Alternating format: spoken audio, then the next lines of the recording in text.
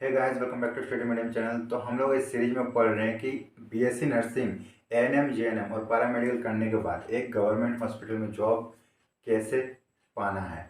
तो आपको कुछ एंट्रेंस एग्जाम देना पड़ेगा और उस एंट्रेंस एग्जाम का तैयारी हम लोग इस सीरीज में कर रहे हैं, जिसमें आपको हर एक चैप्टर को टॉपिक वाइज पढ़ाया जा रहा है। फिर उसके रिगार्डिंग जितने भी ऑब्जेक्टिव क्वेश्चंस आएंगे उस चैप्टर को खत्म करने के बाद आपके सामने रखा जाएगा। और सीरीज ही इंपॉर्टेंट है, अगर आप देख लेते हो तो आपको जॉब लेने में कोई परेशानी नहीं होगी। और इसके रिगार्डिंग मैंने एक पीडीएफ भी बनाया हुआ है, जिसका लिंक मैंने डिस्क्रिप्शन बॉक्स में दे रखा है। तो वीडियो को एंड तक देखिएगा और पसंद है तो लाइक जरूर कीजिए। चलिए शुरू करते हैं आज का वीडियो।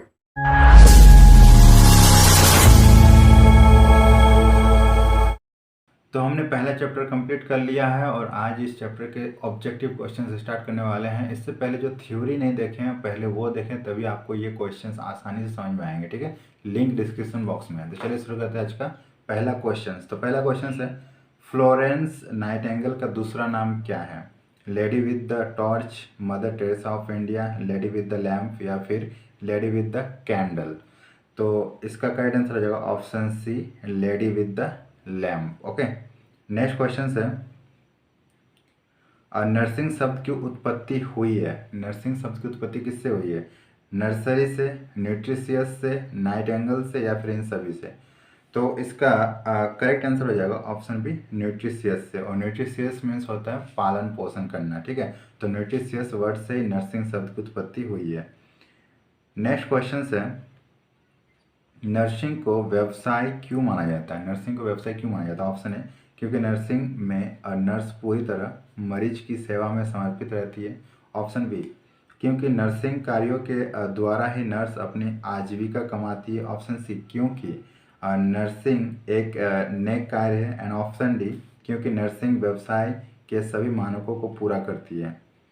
तो क्या इसका करेक्ट आंसर हो जाएगा? तो इसका करेक्ट आंसर हो जाएगा ऑप्शन डी, क्योंकि नर्सिंग व्यवसाय के सभी मानकों को पूरा करती है, इसलिए ये एक प्रोफेशन माना जाता है। ठीक है, सारे मानकों को ये पूरा कर रही है। नेक्स्ट क्वेश्चन है, नर्सिंग व्यवसाय समर्पित है। ऑप्शन ए, अपने रिश्तेदारों के लिए। ऑप्शन बी, बीमार व्यक्ति को देखभाल के लिए। ऑप्शन सी, अस्पताल में भर्ती मरीज की देखभाल के लिए। एंड ऑप्शन डी, मानव एवं समाज की भलाई के लिए। तो इसका करेक्ट आंसर हो जाएगा ऑप्शन डी, मानव एवं समाज की भलाई के कार्य के लिए। ठीक है, अपने रिश्तेदार के लिए स्पेशल नहीं होगा, और बीमार व्यक्ति की देखभाल और अस्पताल में मरीज भर्ती देखभाल, ये सबसे ज़्यादा सटीक आंसर हो जाएगा मानव एवं समाज की भलाई के काम के लिए।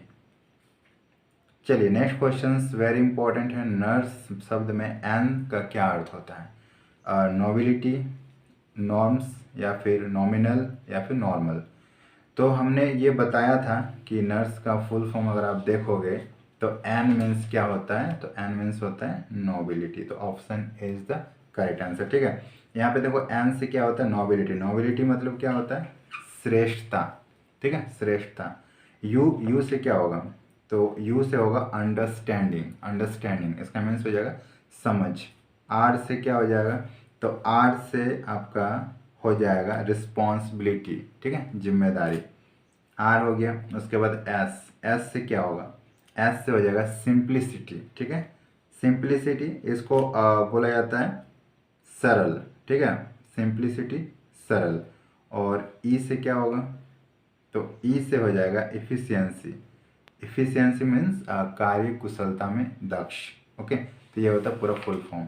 चलिए, नर्स का फुल फॉर्म समझ में आ गया। इसमें से कोई भी एक लेटर पूछा जा सकता है। नेक्स्ट क्वेश्चन से, नर्सिंग से संबंधित है। ऑप्शन है व्यक्ति, ऑप्शन बी परिवार, ऑप्शन सी समाज और ऑप्शन डी सभी। तो नर्सिंग से कौन संबंधित है?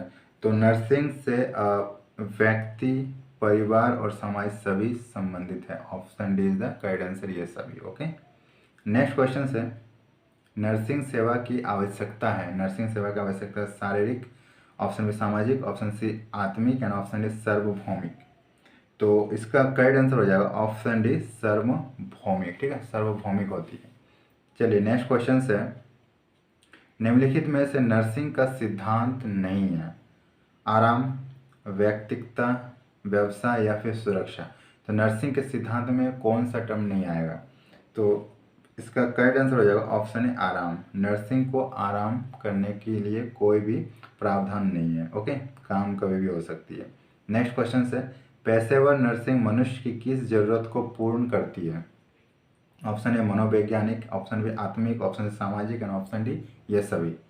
तो इसका करेक्ट आंसर हो जाएगा ऑप्शन डी ये सभी। ठीक है, पेशेवर जो नर्सिंग होती है मनुष्य की किस जरूरत को पूरी करेगी, तो मनोवैज्ञानिक जरूरत भी पूरी हो रही है, आत्मिक भी और सामाजिक भी, तीनों ही इसमें आ जाएंगे। ओके, चलिए नेक्स्ट क्वेश्चन कर बढ़ते हैं। नेक्स्ट क्वेश्चन है नर्सिंग प्रक्रिया का बेसिक स्टेप का सही क्रम आपको बताना है। ठीक है, तो आपके सामने 4 ऑप्शन दिख रहा है, इसका मैं आपको सही स्टेप बता देता हूँ। इसका जो सही स्टेप होगा वो हो जाएगा, देखो सबसे पहले आकलन होगा।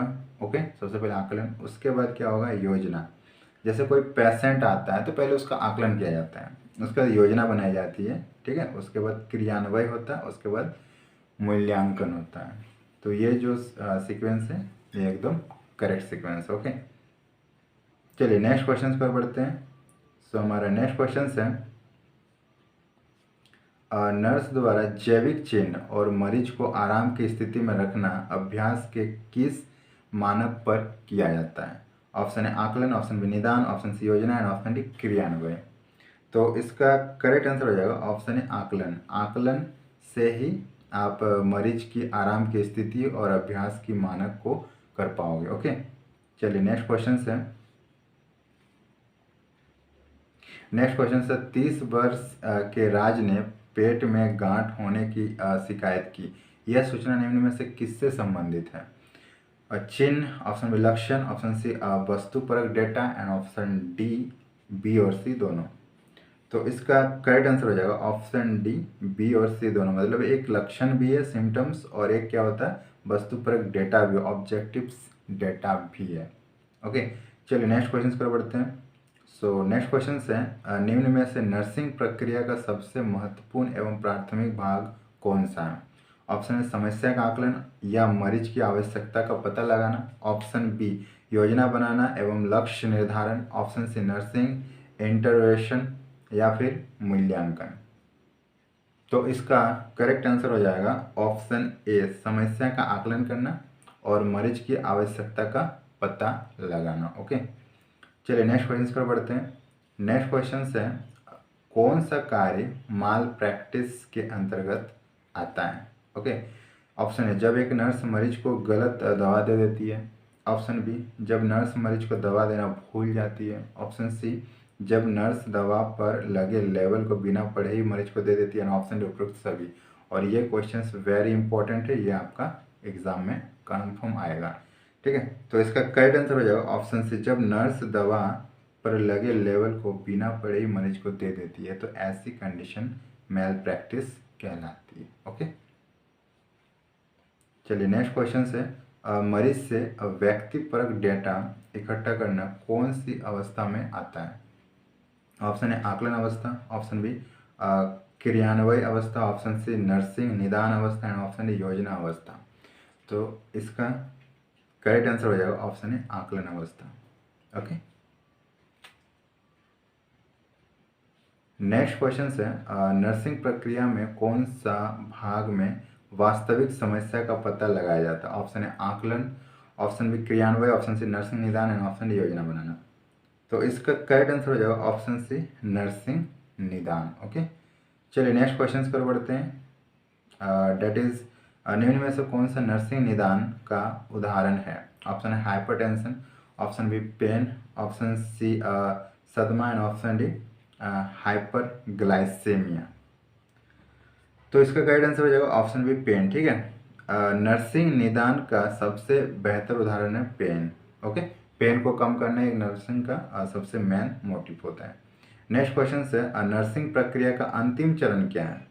मूल्यांकन, आकलन, निदान या फिर क्रियान्वयन।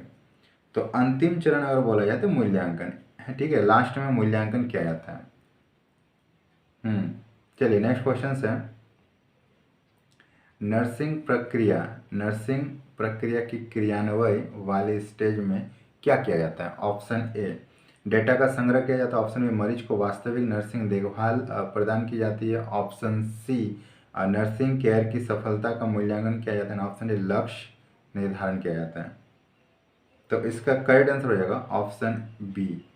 ओके, मरीज को वास्तविक नर्सिंग देखभाल प्रदान की जाती है। ओके, चलिए नेक्स्ट क्वेश्चन है नर्सिंग प्रोसेस में एक्शन फेज में सम्मिलित है? ऑप्शन है व्यक्तिपरक आकलन, ऑप्शन बी योजना, ऑप्शन सी क्रियान्वयन एंड ऑप्शन ए मूल्यांकन। तो इसका करेक्ट आंसर हो जाएगा ऑप्शन सी क्रियान्वयन। ओके, चलिए नेक्स्ट क्वेश्चन से। मरीज की देखभाल करते समय नर्स द्वारा नर्सिंग केयर प्लान बनाने का क्या उद्देश्य होता है? ऑप्शन ए रोगी को पूर्ण एवं उचित नर्सिंग केयर देना, ऑप्शन बी मरीज को जो समस्या होता है उसका आकलन करना, ऑप्शन सी मरीज को लगातार नर्सिंग केयर देना, ऑप्शन ए मरीज को मनोवैज्ञानिक सहारा देना। तो इसका करेक्ट आंसर हो जाएगा ऑप्शन ए रोगी को पूर्ण एवं उचित नर्सिंग केयर देना। ओके, ये होता है इसका करेक्ट आंसर। नेक्स्ट क्वेश्चन से, मरीज से सूचना इकट्ठा करना और व्याख्या करना क्या दर्शाता है?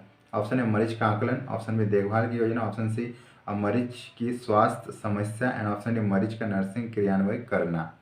तो इसका करेक्ट आंसर हो जाएगा ऑप्शन सी मरीज की स्वास्थ्य समस्या। ठीक है, जो health problems of the patient होता है वही मरीज से सूचना इकट्ठा करने में आसानी होती है। ठीक है, चलिए नेक्स्ट क्वेश्चन की ओर बढ़ते हैं। नेक्स्ट क्वेश्चन से, व्यावसायिक नर्स में कौन सी क्वालिटी नहीं होती? व्यावसायिक नर्स में क्या क्वालिटी नहीं होगा? ईमानदारी, ऑप्शन बी ज़्यादा बातें करना, ऑप्शन सी काम के प्रति समर्पण, ऑप्शन डी समय सामग्री एवं ऊर्जा का सदुपयोग करने वाली। तो इसका करेक्ट आंसर हो जाएगा ऑप्शन बी ज़्यादा बातें करने वाले। ठीक है, व्यावसायिक नर्स में ज़्यादा बातें करने की क्वालिटी नहीं होनी चाहिए। ओके, चलिए नेक्स्ट क्वेश्चन है, नर्सिंग प्रक्रिया करते समय निम्न में से कौन सा सैद्धांतिक सिद्धांत का अनुप्रयोग किया जाता है? ऑप्शन है सुरक्षात्मक वातावरण तैयार करना, ऑप्शन बी आराम प्रदान करना, ऑप्शन सी काम करने की अच्छी व सहयोगात्मक भावना होना है, ऑप्शन डी उपरोक्त सभी। तो इसका करेक्ट आंसर हो जाएगा ऑप्शन डी उपरोक्त सभी। ठीक है, चलिए नेक्स्ट क्वेश्चन है, निम्न में से कौन सा नर्सिंग कार्य से स्वतंत्र है? नर्सिंग कार्य में स्वतंत्र है मतलब आपको किसी से परमिशन लेने की जरूरत है। ऑप्शन है मुंह द्वारा ड्रग देना, ऑप्शन में इंजेक्शन लगाना, ऑप्शन सी रक्त दान करना, ऑप्शन डी स्वास्थ्य शिक्षा।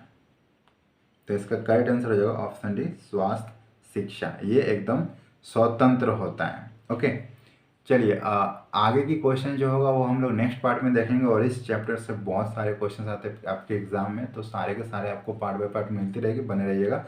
तो वीडियो यहीं तक, अगर पसंद आया तो लाइक कीजिएगा, सभी के साथ शेयर कीजिएगा और चैनल को सब्सक्राइब जरूर कीजिएगा। और अगर रिजल्ट और भी अच्छा करना है तो हमने एक पीडीएफ बनाया हुआ है जिसका लिंक हमने डिस्क्रिप्शन बॉक्स में दे रखा है। अगर उस पीडीएफ को पढ़ लेते हो तो आपका उससे बाहर कोई भी क्वेश्चन नहीं पूछा जाएगा, बहुत अच्छा प्रैक्टिस हो जाएगा। तो सभी लोग जाओ डिस्क्रिप्शन बॉक्स चेक करो और पीडीएफ को डाउनलोड कर लो। तो मिलते हैं नेक्स्ट वीडियो में, तब तक के लिए बाय बाय।